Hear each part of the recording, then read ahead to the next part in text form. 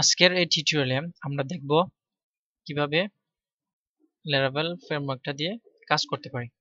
এই জন্য আমরা ডাটাবেস কনফিগারেশন করব এবং অ্যাপ্লিকেশন কি কনফিগারেশন করব। এটা অবশ্য Laravel এর 3য় নম্বর টিউটোরিয়াল। সো চলুন শুরু করা যাক। প্রথমে আমি আমার সার্ভারটাকে অন করে নিচ্ছি।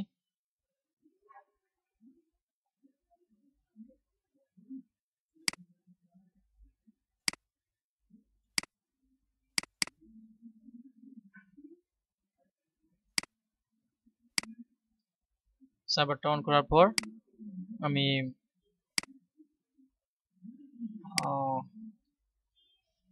আচ্ছা PHPMyAdmin ওপেন করি।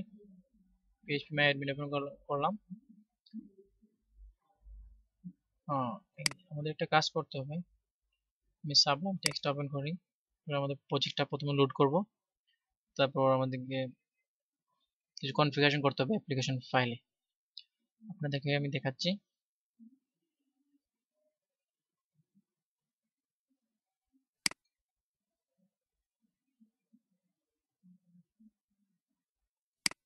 প্রথমে আমরা প্রজেক্ট ফোল্ডারে যাচ্ছি, আমাদের যেখানে ইনস্টল করেছিলাম htdocs এর মধ্যে Laravel টেস্ট নামের ফোল্ডারে আমরা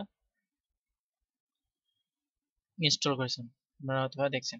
সো এই Laravel টেস্ট ফুল কমপ্লিট ফোল্ডারটাকে আমরা সাবলাইমে ইম্পোর্ট করব। ওটা ওপেন হয়ে যাক।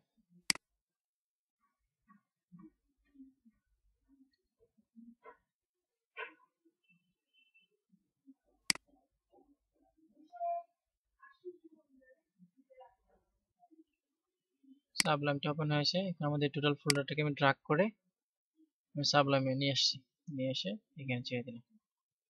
আমাদের টোটাল ফোল্ডারটা এখানে চলে আসে। এবার আমরা অ্যাপ্লিকেশন ফোল্ডারের ভিতরে কনফিগ ফোল্ডারের মধ্যে গিয়ে আমরা app.php ফাইলটাকে ওপেন করলাম। করার পর আপনারা একটু নিচে যাবেন, যাওয়ার পর একটা অ্যাপ্লিকেশন কি নামে একটা জায়গা আছে, এই যে দিস ইজ ভেরি ইম্পর্টেন্ট। এখানে আমরা আমাদের কিটা সেট করব। এখানে 32 ক্যারেক্টারের একটা স্ট্রিং থাকবে, মানে 32টা অক্ষর থাকবে। এগুলো হতে হবে ইউনিক। আর এই ওয়ার্ডগুলো আমরা এই লেটারগুলো কেন এখানে ইউজ করব, এটা ইউজ করব এই জন্যই যে আমরা যখন পরবর্তীতে যখন প্রজেক্ট তৈরি করব রিয়েল লাইফ অ্যাপ্লিকেশন, তখন এই কিটা ওই শব্দ ওয়ার্ডগুলো এই যে লেটারগুলো ইউজ হইব আমাদের পাসওয়ার্ড, আমাদের কুকি এবং অন্যান্য আরো যে সিকিউর যে ডাটাগুলো আছে না, ওইগুলোকে এনক্রিপ্ট করার জন্য, ওইগুলোকে সিকিউর করার জন্য।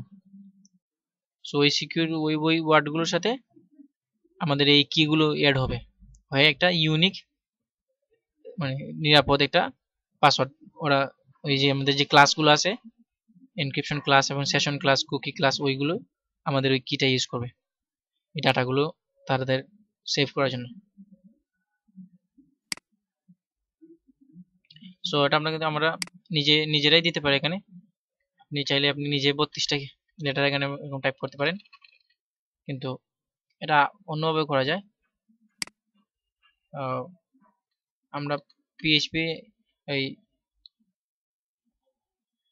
আমরা লারাভেলের সাথে একটা কমান্ড লাইন টুল আছে, সেটার নাম হচ্ছে আর্টিসান। এই আর্টিসান একটা কমান্ড লাইন ইউটিলিটি, ওইটার ব্যবহারের মাধ্যমে আমরা ওই কিটা জেনারেট করব।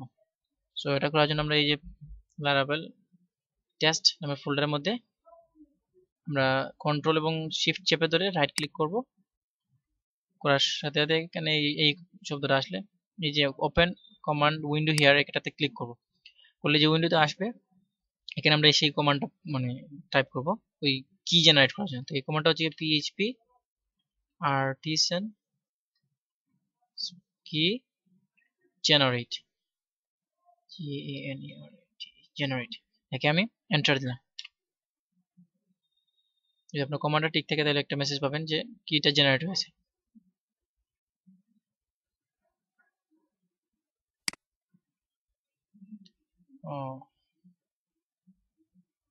এই যে আমি বলছে আপনার অ্যাপ্লিকেশন কিটা সেট সাকসেসফুলি। এটা আমরা এখন চেক করতে পারি কি এটা কি হয়েছে কিনা। এই যে আমাদের এটা অটোমেটিকলি জেনারেট হয়ে গেছে। সো ফাইলটা আমরা সেভ করতে পারি। আচ্ছা, তারপর আমরা যাব, এটা আমাদের যে প্রথম সেটিংটা, প্রথমেই কিন্তু আমরা এই অ্যাপ্লিকেশন কিটা সেট করতে হবে, নাহলে কিন্তু আমাদের মানে আমাদের যে প্রজেক্টটা এটা সিকিউর থাকবে না। This is very important. So এই স্টেপটা ইনস্টলেশনের পরপরই এটা করে নিতে হবে। তারপর আমাদের স্টেপটা হচ্ছে ডাটাবেস তৈরি করা, ডাটাবেসের সাথে কানেকশন তৈরি করা। তো আমরা এখানে MySQL ইউজ করবো ডাটাবেস হিসাবে। তো ডাটাবেসে গিয়ে আমরা ডাটাবেসে ক্লিক করলাম, দিয়ে একটা ডেমো ডাটাবেস তৈরি করলাম যাতে আমাদের ডাটাবেসের সাথে কাজ করতে পারি। ডাটাবেসের সাথে যে বিভিন্ন যে তার অ্যাকশন গুলো আছে না, CRUD action, create, read and delete, update, এই কাজগুলো করার জন্য আমাদের একটা ডেমো ডাটাবেস দরকার, যেটা দিয়ে আমরা প্র্যাকটিস করতে পারি। সেজন্য আমরা একটা ডাটাবেস এখন তৈরি করবো। ডাটাবেসের নাম দিতে পারি, দিলাম মনে করলাম লারাভেল, লারাভেল লার্নিং দিয়ে দিলাম।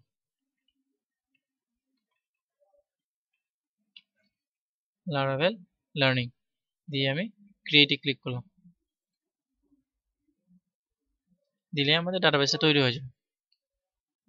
এখন আমাদের কাজ হচ্ছে কি এই ডাটাবেসের সাথে কানেকশন তৈরি করা। সেটার জন্য আমরা এই যে লারাভেলের অ্যাপ্লিকেশন ফোল্ডারের মধ্যে কনফিগ ফোল্ডারের ভিতরে ডাটাবেস নামের ফাইলটা আমরা ওপেন করব। এখন ওইটা ওপেন করার পর আমরা নিচে দিয়ে যাবো। এখানে দেখা যাচ্ছে যে আমাদের ডিফল্ট ডাটাবেস MySQL। এখানে কিন্তু আমরা অন্য অন্য ডাটাবেস ইউজ করতে পারি এখানে। যেহেতু এখানে ডিফল্ট MySQL আছে, সো MySQL এর মধ্যে আমরা যে ইনফরমেশন গুলো দেবো সেটা আমরা ইউজ হবে। ওই ইনফরমেশন গুলো ইউজের মাধ্যমে কানেকশনটা তৈরি হবে। জি, কানেকশনটা তৈরি হবে। সো আমাদের ইনফরমেশন দিয়ে আমাদের ডাটাবেসের নামটা ছিল লার্নিং লারাভেল, লারাভেল লার্নিং ছিল না, লারাভেল লার্নিং, লারাভেল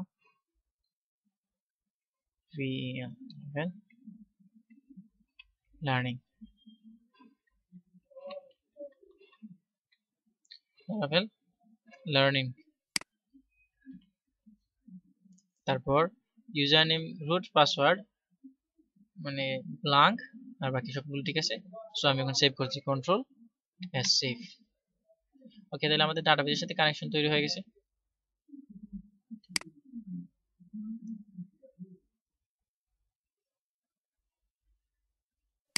আচ্ছা, ওকে, তো আজ এ পর্যন্তই। ও সরি, এখানে এই যে কেন, ওকে, তো আমরা এখন সবগুলো সেট আপ দিয়ে দিয়েছি। এখন আগামী পর্বে আমরা দেখব কিভাবে ডাটাবেসের সাথে কোয়ারি করতে হয়। তো আজ এ পর্যন্তই। আল্লাহ হাফিজ।